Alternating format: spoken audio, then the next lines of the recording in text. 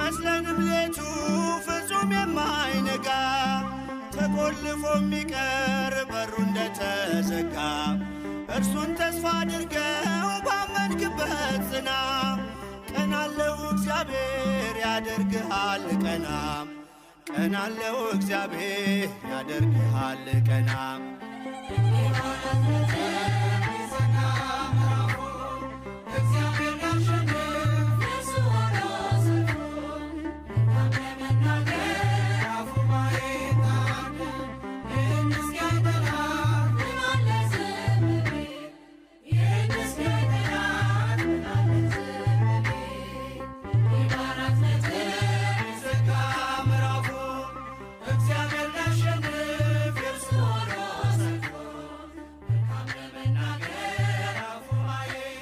ሁል ጊዜ በእግዚአብሔር እንከብራለን።